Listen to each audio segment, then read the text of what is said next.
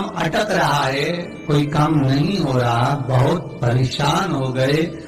बहुत थक गए उस काम के लिए,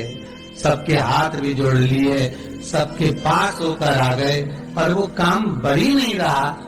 तो निवेदन करते हैं घी के दिए में काली तिल डालकर सोमवार के दिन शंकर जी के मंदिर के सामने तुमरुका जी का नाम लेकर दिया लगाकर जिस काम को तुमने दुनिया के आगे कहकर देख लिया, कर देख लिया, नहीं हुआ, उस कार्य को एक बार दिया लगाकर निवेदन कर फिर जाकर देखना, काम आगे बढ़कर ही रहेगा, छूटेगा नहीं। तो इस सहज नाम नहीं है तुमरुका जी। लाल चंदन का पानी 1 लोटा प्रत्येक सोमवार को चढ़ाना प्रारंभ कर दीजिए। अपने आप अटकलें सुलझना अपने आप। एक समस्या पूर्ण होती है, दूसरी समस्या पड़ जाती है, दूसरी समस्या पूर्ण होती है, तीसरी समस्या पड़ जाती है, तीसरी समस्या पूर्ण होती है, चौथी पड़ जाती है। तो एक काम जरूर करना कि बेलपत्री के वृक्ष के नीचे, बेलपत्री की जड़ में केवल 1 लोटा पानी, और उसमें भी क्या डालना है आपको, जम के बोलिए जरा, लाल चंदन, इससे ज्यादा और कुछ। जिनके नयनों में नंबर बढ़ते चले जा रहे हो, चश्मा उतर नहीं रहा हो, दूर का नहीं दिखे, कहीं किसी को पास का नहीं दिखे, रहते हैं। तुलसी की जो डंडी होती है, तुलसी जैसे बेलपत्र की जो ये डंडी है, ऐसे ही तुलसी का जो पत्ता होता है, उस पत्ते की जो डंडी होती है, उस डंडी को चंद्रमा को देखा जाता है, उस डंडी की जो कोर होती है, उस कोर को दृष्टि से मिलाया जाता है। शरद पूर्णिमा की रात्रि ठीक 12 बजे आप चंद्रमा की, जैसे चंद्रमा का भाग, उस चंद्रमा के भाग को आप उस डंडी के भाग से निहारने का प्रयास करिए। मार घर में आइए, घी का दिया लगाइए, उस घी के दीप को लगाने के बाद पूर्णिमा के दिन उस पर एक प्लेट थोड़ी तिरछी कर रख दो, जिससे उसकी कालोच, काई की, उस दीप की, घी के दीप की कालोच उस प्लेट पर आ जाए। थोड़ी सी कालोच ले लीजिए, 5-10 मिनट में आ जाएगी। उसको गाय के घी में मिलाकर आंखों में सुरमा लगाकर रात्रि को सो जाइए। 3 दिन बाद आप महसूस करेंगे कि नेत्र की ज्योति बढ़ना प्रारंभ हो रही है। नेत्र शंकर भगवान की प्रियता बेलपत्र, पहले भी कथा में कहा, आज फिर कहते हैं, जिस व्यक्ति के जीवन में धन, संपदा, वैभव, सत्ता,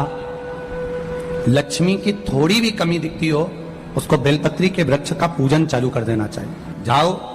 सोमवार के दिन बेलपत्र वृक्ष के नीचे जल चढ़ाकर,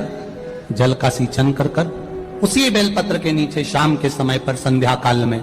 प्रदोष काल में भगवान देवाधिदेव महादेव गौरी शंकर का स्मरण करो। बेलपत्र की जड़ की ओर, बेलपत्र की तना की ओर, बेलपत्र के वृक्ष की ओर तुम्हारा मुख हो, कोई आसन नहीं, कोई आसन नहीं, केवल बेलपत्र के वृक्ष की ओर तुम्हारा मुख हो। जहां बेलपत्री का वृक्ष है उसके नीचे बैठकर, उसकी छाया में, उसकी ओट में पंचाक्षर मंत्र नमः शिवाय, या फिर षडाक्षर मंत्र ओम नमः शिवाय, या फिर श्री शिवाय नमस्तुभ्यम का स्मरण कर अपने हृदय की बात गौरी शंकर से, महादेव से कहे। शिव महापुराण की कथा कहती है, 7 दिनों में एक दिन सोमवार का ऐसा होता है जिस दिन 33 कोटि देवी देवता बेलपत्री के वृक्ष के नीचे बैठकर भगवान शंकर और पार्वती का स्मरण करते हैं, और शिव पार्वती उनकी झोलियां खुशियों से भरते हैं। देवता भी जिनका भजन कर रहे हैं वो बेलपत्री के वृक्ष के नीचे।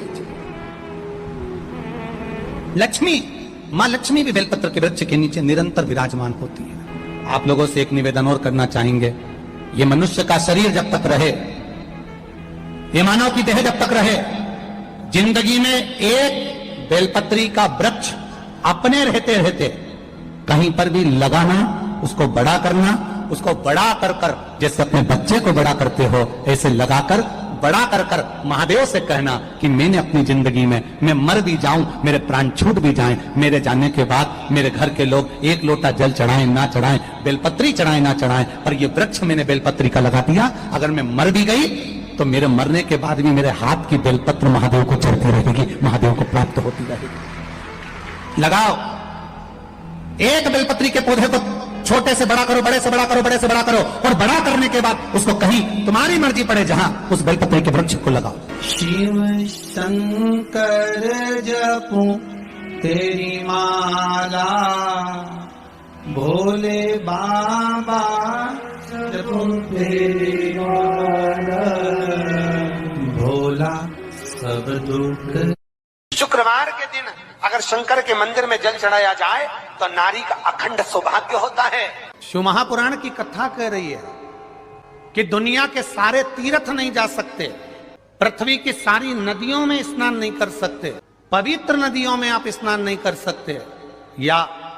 किसी भी तीर्थ में जाकर एक रात्रि भी विश्राम नहीं कर सकते, या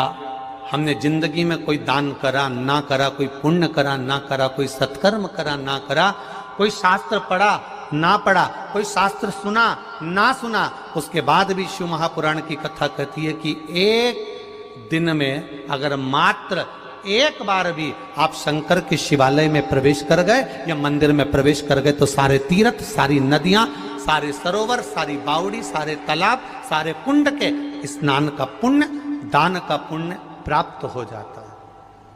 केवल शिव तत्व को प्राप्त कर लेने। शिव महापुराण की कथा कह रही है